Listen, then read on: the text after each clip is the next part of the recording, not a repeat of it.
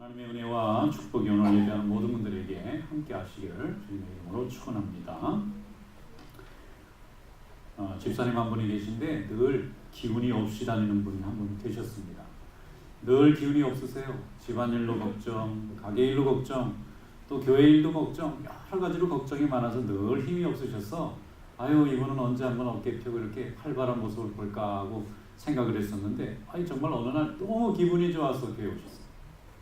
그래서 이분이 무슨 좋은 일이 있나 궁금해서 사람들이 물어봐 주기를 바라는 눈치예요. 그래서 좀 물어봤어요. 뭐가 이렇게 기분이 좋으세요? 그랬더니 이분이 얘기를 하시는 겁니다. 아들이 이제 학교를 졸업하고 처음 이제 일해가지고 월급을 가져왔는데 부모님들 좀 앉으세요 그러더니 아들이 딱 앞에 앉아가지고 그동안 부모님이 저를 이렇게 키워주시고 여지까지 용돈 주시고 학비도 주시고 먹을 것도 주시고 다 주셨는데 제가 난생 처음으로 내가 일해서 내가 월급을 받았어요. 이거 부모님한테 드립니다. 그리고 자기가 쓸 것 조금 빼고는 다 드리고요. 너무 해피하셔가지고 그래서 제가 물어봤어요. 그 다음 달도 주더니까 안 주더래요. 첫 달만 줬는데 이게 너무 좋으신 거예요. 이분이 한 달 내내 너무 해피하시는 거예요. 은혜를 알아줬다 그거죠. 자기 수고를 알아줬다는 거예요. 자식인데 자기가 어려웠던 그거를 그냥 복잡하게 말로 설명하지 않고 마음으로 표현해줬다고 너무 해피하시는 거예요. 여러분 은혜를 아는 거 참 이거 사람을 감동 줍니다. 근데 사람만 감동받는 것이 아니고 우리 하나님도 감동받으시는 줄로 믿습니다. 우리는 은혜 없이는 하루도 못 삽니다. 그런데 그 은혜를 하나님 앞에 표현하는 것은 좀 인색합니다. 그런데 인색하지 말고 넉넉하다면 하나님은 우리를 은혜 충만한 인생으로, 은혜가 풍성한 인생으로 채워주실 줄로 믿습니다. 오늘 성경 본문에 보면 레위기라는 성경을 만나게 됩니다.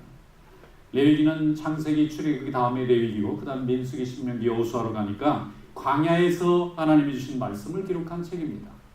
광야는 40년 동안 이스라엘 백성들이 사막과 같은 곳에서 목축을 하면서 살았습니다. 그것도 먹을 것이 충분치 않아서 하나님이 만나라는 특별한 음식을 40년간 주셨습니다. 인간이 노력하지 않고도 먹는 음식이었어요. 그거 외에는 먹을 게 너무 없어서 애굽의 떡과 고기와 고깃가마가 생각난다고 날마다 불평하면서 살았습니다. 그런데 그런 때에 하나님이 주신 말씀입니다. 그 말씀의 핵심은 이렇습니다. 너희가 가나안 땅에 반드시 들어갈 것이며 가나안 땅에 들어가면 농사를 지어서 엄청난 수확을 얻게 될 거라는 거예요. 그리고 그 수확을 얻게 되면 아무도 먹지 말고 그 첫 곡식은 하나님 앞에 와서 기쁨으로 제사를 드리라는 겁니다. 그러면 계속해서 그와 같은 풍요와 축복을 부어주시겠다고 하는 약속을 하셨습니다. 이 레위기는 이스라엘 백성들이 시내산에 올라가서 십계명을 받고 나서 받은 것입니다. 다시 말하면 그들이 그 첫 곡식을 먹기 40년 전에 받은 약속입니다.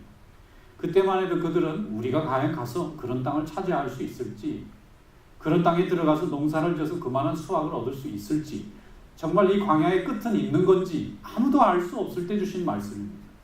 이 말씀이 수확을 다 한 다음에 큰 곡식을 앞에다 놓고 엄청난 풍요와 수확을 놓고 주신 말씀이 아니고 그런 약속이 이루어질 수 있을 건지, 그런 약속이 정말 우리가 만날 수 있을 건지 아무도 기약할 수 없고 그저 하나님의 명령만 있는 그때 하나님은 벌써 너희들이 하나님 앞에 첫 곡식으로 영광을 돌리라는 명령을 벌써 주신 겁니다.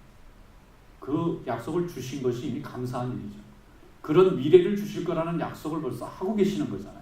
이스라엘 백성들이 올 때 아멘하고 받았습니다. 그리고 약속이 성취될 때 이게 4년 후가 될지 10년 후가 될지 어쩌면 영원히 그것을 보지도 못하고 광야에서 죽은 세대도 있을 겁니다. 그러나 그 후손들은 결국 약속의 땅에 들어가게 되었고 하나님 앞에 40년 동안 귀에 박히도록 들었던 첫 곡식을 하나님 앞에 드리라는 말씀을 현실 속에서 이루는 날을 만나게 된 줄로 믿습니다. 오늘 본문 말씀 한번 열어보겠습니다. 레위기 23장 9절에서 14절 말씀, 하나님이 이스라엘 백성에게 주신 말씀, 이것이 또 우리에게 주신 말씀인 줄로 믿습니다. 다 같이 읽어보겠습니다.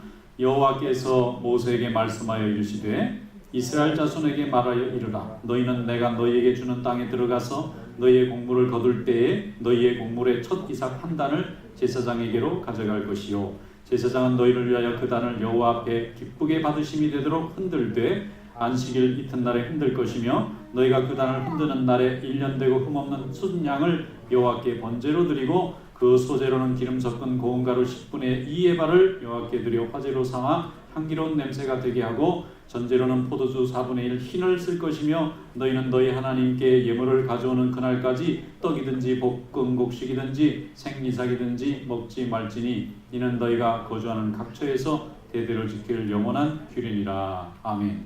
아웃라인하면 이렇습니다. 가나안에 들어가면 큰 수확을 만나게 될 겁니다. 그런데 첫 수확이 얻어지게 되면 첫 이삭 한 단을 제사장에게로 가져오라는 거예요. 제사장에게 곡식단을 들고 옵니다. 그러면 제사장은 그걸 들고 흔들으라는 거예요. 흔드는 거 뭔지 아시죠? 어떻게 하죠? 좌에서우로 이렇게 흔듭니다. 뭐를요? 첫 곡식 한 단을 들고. 제사장은 눈물을 흘리면서 흔들었을 거예요. 이게 정말 꿈이냐 생시냐 했을 겁니다. 이것을 성경에서는 요제라고 합니다. 흔들 요자를 써서 요제라고 해요. 흔든다는 건 하나님 잘 봐주세요. 하나님이 약속하신 대로 우리는 얻었습니다. 우리는 이 기쁨의 감격의 수확을 얻었습니다. 하나님 좀 잘 봐주세요. 흔드는 거예요. 재물을 들고 좌로 우로 흔듭니다. 수많은 백성들이 그 광경을 바라보면서 제사장이 그걸 흔듭니다. 그리고 나서 하나님 앞에 흔들고 나서 그때 흠없는 순양을 번제로 드립니다. 그 다음에는 곡식을 가져와서 소제로 불에 태워서 화제로 드립니다. 그리고 나서 포도주를 부어서 전제로 드립니다. 몇 가지 제사가 나왔죠? 4가지 제사. 번제, 소제, 화제, 전제. 이게 다 뭐냐? 한꺼번에 모든 제사가 다 드려지라 그런 얘기입니다. 하나님 앞에 드리는데 번제만 드리는 게 아니고 소제 드립니다. 소라는 것은 곡식을 빻아가지고 가루를 만드는 거예요. 가루를 하나님 앞에 태워 바치는 건데 그 다음에 전제라는 것은 거기에 향기가 좀 나야 되거든요. 그래서 포도주를 부어가지고 불을 태울 때 재물에 부어서 온 천지에 포도주 향이 크게 차도록 향으로 드리는 제사입니다. 모든 제사가 첫 곡식을 하나님 앞에 드릴 때에 이스라엘 백성이 동시에 다 바치도록 되어 있습니다. 무슨 뜻입니까? 하나님 앞에 너무 감사해서 하나님 앞에 드릴 수 있는 모든 제사의 종류는 총동원해서 하나님 앞에 드리는 거예요. 하나님, 우리가 드디어 40년 전에 받았던 이 약속이 오늘 드디어 이루어진 것을 감사드립니다. 이제 첫 곡식을 얻었습니다. 우리가 이것을 하나님 앞에 받은 것에 감사드립니다. 그리고 하나님 명령했잖아요. 그렇게 먼저 하나님 앞에 첫 곡식으로 제사드리고 그걸로 하나님께 영광 돌리기 전에는 무슨 곡식이든지 떡도 먹으면 안 되고 볶은 곡식이든지 생이삭이든지 먹지 말지니 이것은 너희가 거주하는 각지에서 대대로 지킬 영원한 규례이다. 왜 이렇게 하죠? 하나님이 주신 것을 잊지 말라는 거죠. 하나님이 주신 것을 잊지 않는다면 영원히 그 땅에서 그들은 풍요의 축복을 받고 그 풍요의 축복을 가지고 하나님께 영광을 드리는 예배의 축복을 받고 하나님이 지켜주시는 동행하시는 축복을 얻을 줄로 믿습니다. 그런데 이 하나님이 주신 은혜를 잊어버리고 이것이 내 노력으로 내 실력으로 내가 기회가 좋았어 내가 운이 좋았어 이런 것으로 생각하고 하나님께 드리는 감사를 잊어버리면 정작 복을 내려주시는 하나님의 축복의 줄이 끊어질 뿐만 아니라 이 땅에서 인간이 가지고 있는 풍요와 부여로 교만해짐으로 말미암아 하나님의 축복이 끊어진다는 것이죠. 여러분, 하나님이 이렇게 이스라엘 백성에게 어떻게 예배를 드리는지를 알려주셨습니다. 모든 것의 첫 것은 하나님의 것인 줄로 믿습니다. 이것을 하나님께 잊지 않고 영광을 돌리면 하나님은 그의 가정의 자녀에게 그 민족에게 그 나라에게 그 후손들에게도 복을 내려주실 줄로 믿습니다. 왜냐하면 생명은 하나님이 창조하시고 생명을 책임지는 분은 우리가 아니고 하나님이시기 때문인 줄로 믿습니다. 1620년 12월은 겨울입니다. 추운 겨울이 왔어요. 그것도 지금의 매사추세츠 지역은 무지무지 추웠습니다. 그때 프리머스라고 하는 조그만 지역에 메이플라워라고 하는 배 한 척이 도착했습니다. 그 배는 102명이 탔습니다. 그런데 3달 전에 유럽에서 출발할 때는 153명이 탔습니다. 오는 도중에 51명이 사망했어요. 배 안에서 배고파서 죽었습니다. 추위로 죽었습니다. 병이 났는데 치료를 할 수가 없어서 죽었습니다. 그리고 그들이 땅에 도착해서 그 추위와 싸워가면서 한 해를 보냈습니다. 그리고 나서 거기 남아있는 사람의 절반이 또 추위와 배고픔을 이기지 못하고 죽었습니다. 한 해가 지나서 간신히 심었던 곡식 중에서 열매가 나타났습니다. 너무나 보잘것없습니다. 다 먹기도 부족해요. 그때 남은 남자 수가 27명이었다고 하고 남자들 어린아이까지 합치면 30명, 토탈 합치면 50명이 안 됐다고 해요. 그러면 절반 이상이 또 죽은 겁니다. 그들이 모여서 첫 번째 곡식을 얻어서 하나님 앞에 예배를 드릴 마음을 가졌습니다. 하나님 앞에 기뻐서 예배를 드렸습니다. 왜 기쁩니까? 객관적으로 보면 기쁠 수가 없잖아요. 누가 이런 어처구니 없는 항해를 강요해서 자기 유럽에 편안한 땅이 있었으면 다 살을 수 있었던 사람들을 3분의 2나 목숨을 잃어가면서 예배 한번 자유롭게 드리자는 이유로 이 땅까지 올 필요가 있었느냐고 주장하는 사람도 있었을 겁니다. 그런데 그런 사람이 없었어요. 있었는데 기록이 안 썼는지 모르겠습니다. 그들은 하나님 앞에 살아남은 것을 감사했고 오늘도 하나님 앞에 예배드릴 수 있는 것을 감사했고 우리가 예배드릴 때 아무도 방해받지 않고 드리는 예배로 인해서 감사를 드렸습니다. 그 주변에 인디언들이 있었는데 미워하는 인디언도 있지만 불쌍하게 생각하는 인디언들도 있었어요. 그래서 그들이 먹을 것을 갖다 줬습니다. 그래서 처음에 하나님 앞에 감사 예배를 드려야 되겠는데 먹을 게 없잖아요. 닭을 기를 수도 없고 그러니까 들에 돌아다니는 닭하고 비슷한 걸 하나 잡아왔는데 그게 칡면조예요. 그거 가지고 요리하고 또 감자 가지고 요리하고 또 몇 가지 거기 있는 아주 기본적인 식재료를 가지고 요리하고 그래서 요리를 만들었어요. 그리고 그들이 드린 눈물의 예배가 첫 번째 추수감사 예배입니다. 땡스기빙. 조지 워싱턴이라는 미국의 제 초대 대통령이 됐을 때 영국을 물리치고 독립한 거예요. 그때의 땡스기빙이라고 하는 이 절을 국경일로 정했습니다. 왜냐하면 독립할 때 얼마나 많은 전쟁으로 많은 사람이 목숨을 잃었어요. 나라를 재건해야 되는데 이 청교도들이 하나님 앞에 다 잃어버렸을 때 감사하는 이 마음이 있어야만 이 나라는 살아날 수 있다고 생각하고 그걸 국경일로 정했다고 해요. 근데 그 뒤에 다른 대통령들이 취임하고 계속 세월이 흘러가면서 뭐 보잘것없는 그런 의미를 둔 국경일은 필요 없다고 없애버렸습니다. 뭐 독립기념일이라든지 뭐 전쟁에서 이긴 승전일이라든지 이런 게 국가기념일이 돼야지 모여가지고 다 가족들 죽고 나서 그 초라하게 남은 몇 사람이 드린 이 예배를 가지고 무슨 국경일을 하느냐고 없애버렸어요. 믿음의 눈으로 볼 땐 귀하지만 믿음이 없이 보면 초라한 거거든요. 그런데 16대 미국 대통령인 아브라함 링컨이 대통령이 됐을 때 그걸 다시 부활했어요. 왜냐하면 그는 남북전쟁으로 남군과 북군 사이에 수많은 전투가 벌어지면서 미국 역사상 제일 많은 사람들이 죽었습니다. 남북을 합쳐서 너무너무 많은 사람들이, 그때는 무기도 너무 발달해서 얼마나 많은 사람들이 죽었는지 몰라요. 이제 나라를 재건해야 되겠는데 청교도들이 드렸던 그 첫 번 예배가 이 나라는 필요하다고 아브라함 링컨은 생각했어요. 그래서 다시 국경을 정해서 오늘까지 오는 것입니다. 거기서 말하고자 하는 것이 무엇입니까? 아무것도 없고 감사할 조건도 없고 불평할 조건밖에 없는데도 하나님 앞에 예배드릴 수 있고 내가 지금 숨 쉴 수 있고 내가 오늘 먹을 것이 있고 나와 함께 교제할 수 있고 나와 함께 의지할 수 있는 사람이 이 현실이 하나님 앞에 분명히 감사할 조건이라는 것을 확신하자는 것입니다. 그 후로 이 미국은 계속해서 세계에서 가장 힘 있는 나라가 되었습니다. 감사를 잃지 않기 때문에, 감사한 마음을 하나님께 돌릴 줄 알기 때문에 이것을 이어받는 나라는 다 복을 받습니다. 근데 이 감사하지 않고 원망하는 나라들은 다 복을 받지 못합니다. 왜냐하면 복은 하나님이 주시는 거기 때문에 나의 실력으로 나의 능력으로 내게 기회가 왜서 주어지는 것이나 그 기회조차도 하나님이 나를 사랑하시기 때문에 만들어주시는 것입니다. 이것을 감사하면 하나님이 그 자녀들에게 복을 주실 줄로 믿습니다. 시편 136편 25절로 26절에 말씀하기를 모든 육체에게 먹을 것을 주신 이에게 감사하라. 그 인자하심이 영원함이로다. 하늘의 하나님께 감사하라. 그 인자하심이 영원함이로다. 여러분 감사식을 축원합니다. 우리 예수 믿는 사람은 감사 빼면 시체다. 그런 말이 있어요. 날마다 감사. 믿음이 제대로 든 사람이에요. 맨날 불평. 믿음이 아직 제대로 안 씁니다. 우리는 살아있는 것도 감사해야 되고 나와 함께 다투는 내 아내와 남편이 있는 것만으로도 감사해야 됩니다. 나를 속삭이는 자녀가 있는 것만으로도 감사해야 됩니다.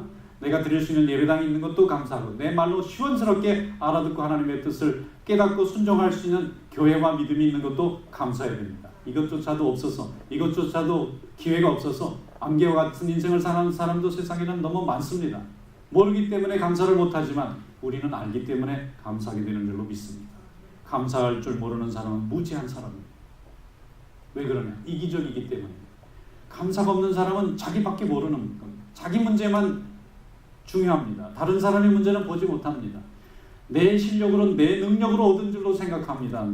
내가 힘이 있기 때문에 사람들이 나에게 아부하기 때문에 내가 힘이 있는 줄 압니다. 그것이 아닙니다. 하나님이 나를 사랑하시기 때문에 그들의 마음에 나를 불쌍히 여기는 마음, 나를 사랑하는 마음을 주셔서 오늘까지 이렇게 오게 된 것입니다. 이것을 알게 되면 믿음이 바로 선 것입니다. 은혜를 나는 인생이 복받은 인생입니다. 항상 감사와 기쁨으로 사는 것과 항상 분노와 두려움으로 사는 것이 어떻게 같을 수가 있습니까? 하나님이 우리에게 복을 주시는 것을 믿는다면 오늘도 우리 마음에 평강과 기쁨이 있고 소망과 은총이 있는 줄로 믿습니다. 신명기 28장 4절로 6절에 말씀합니다. 내 집의 자녀와 내 토지의 소산과 내 짐승의 새끼와 소의 양의 새끼가 복을 받을 것이며 내 광주리와 떡 반죽 그릇이 복을 받을 것이며 내가 들어와도 복을 받고 나가도 복을 받을 것이니라. 할렐루야. 아멘. 이게 누구에게 약속한 것입니까? 신명기에 분명하게 되어 있습니다. 예배하는 사람, 첫 번 얻은 것은 하나님의 것인 줄 알고 바칠 줄 아는 믿음을 가진 사람, 하나님의 말씀이면 하나님의 말씀인 줄로 알고 순종하고 아멘할 줄 아는 사람, 이 사람에게 하나님은 들어가도 복을 받고 나가도 복을 받는다는 것입니다. 꼭 들어가서 복을 받는다는 뜻이 아니라 그 존재가, 그의 삶의 자리가 복을 받는다는 것입니다. 하나님께서 복을 내려주실 때 감사하는 믿음, 그 감사의 조건이 많이 이해가 되고 또 고백이 되어지는 사람, 이것이 하나님 앞에 보호받을 줄로 믿습니다. 그러면 어느 나라든지 복을 받습니다.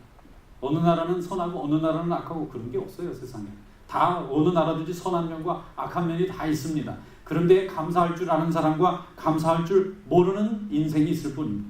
하나님은 감사하는 자를 통해서 더 많은 감사의 조건을 부어주시고 감사할 줄 모르는 자에게서는 감사의 조건을 거둬가십니다. 이스라엘 백성은 이 말씀대로 이미 40년 전에 받은 말씀, 그들의 인생 중에서는 당장 눈앞에 나타나지도 않은 이 하나님이 주신 수확의 기쁨으로 드리는 첫 곡식에 대한 이 감사를 40년 동안 간직한 후에 40년 후에 약속의 땅에 들어가서 그것을 실현해냈습니다. 그리고 그 감사를 잊지 않았습니다. 그들은 나라를 세웠습니다. 또 성전도 세웠습니다. 나중에는 복음도 세웠습니다. 온 세상의 모든 나라가 그들이 살아온 과정에 하나님이 어떻게 간섭하는지를 배우고 있지 않습니다. 오늘 이런 축복이 우리에게도 있는 줄로 믿습니다. 내 나라가 부강하기를 원하고 내 가정이 부강하기를 원한다면 그는 하나님 앞에 감사하는 데로부터 시작해야 될 줄로 믿습니다. 아브라함은 이민 와서 처음 갈대아 우르를 떠나 가나안에 도착해서 한 일이 제단 쌓고 하나님께 영광 돌리는 일입니다. 그런 아무것도 가진 게 없었고 여전히 또돌이였고 이방인이었고 나그네였고 아무도 그를 알아주지 않았을 때 그는 하나님 앞에 제단을 쌓고 예배를 드렸습니다. 그 땅은 그 후에 아브라함의 자손들이 차지하게 되었고 그것에 그들의 자손들이 나라를 세우게 되었고 세계사의 중심이 되게 하였습니다. 그래서 세계사는 헬레니즘과 헤브라이즘이라는 두 개의 대단한 정신적인 축이 세계를 이끌어가고 있잖아요. 어떤 집사님이 사업을 했는데 가게를 열어서 첫 이윤을 가지고 하나님 앞에 큰 11조를 드렸어요. 너무 참 감사하고 귀해서 아유 집사님 어떻게 이렇게 믿음도 좋으시고 이렇게 교회를 위해서 헌금도 많이 하시고 또 이렇게 성도들을 위해서 많이 베풀게 되었습니까? 그래서 칭찬해 줬더니 그분이 그래요. 제가 처음부터 그런 게 아니고 저도 배워서 한 겁니다. 무엇을 배우셨습니까? 목사님 아시다시피 제가 이 앞에 사업을 하나 했지 않습니까? 했죠. 했는데 완전히 망했지 않습니까? 그것도 알죠. 그때는 이 사업을 내 실력으로 하는 줄 알았습니다. 내가 머리가 좋고 내 경력이 좋고 내가 지혜가 좋고 그래서 이건 내 식대로 하면 다 되는 줄 알고 열심히 일했는데 하면 할수록 더 원수들이 많아지고 경쟁자가 많아지고 덤비는 사람이 많아지고 속이는 사람이 많아지고 기만하는 사람이 많아지고 망했습니다. 망해서 내 건강도 상하고 가정도 깨질 뻔하고 내 인생도 망할 뻔했는데 그리고 나서 생각해 본 겁니다. 내가 감사가 없었구나. 하나님께서 내게 주신 것을 나눠서 산다는 개념이 없었구나. 그래서 그때부터 조금만 생기면 나눠주고 직원도 나눠주고 이웃도 나눠주고 경쟁자도 나눠주고 성도들도 나눠주고 하나님 앞에 감사해서 그래서 하나님 앞에 열심히 수고하고 이번 사업은 정말 하나님 복 주셔야만 내가 성공하겠습니다. 그래서 첫 수확을 하나님 앞에 가져왔습니다. 여러분 그 집사님이 어떻게 됐을까요? 성공했어요. 왜냐하면 하나님이 주신 복의 원리를 깨달았어요. 감사한 마음으로 서로 나누면서 하니까 이제는 움켜쥐면서 하려고 그러니까 다 실패했는데 나누면서 하다 보니까 하나님이 복을 주셔서 그를 하나님이 귀하게 쓰신 줄로 믿습니다. 시편 107편 21절로 22절에 말씀합니다. 여호와의 인자하심과 인생에게 행하신 기적으로 말미암아 그를 찬송할지로다. 감사제사를 드리며 노래하며 그의 행하신 일을 선포할지로다. 하나님 앞에 늘 감사하고 늘 찬양하고 선포하고 주님과 동행하는 그런 축복의 삶이 되시기를 주님의 이름으로 축원합니다.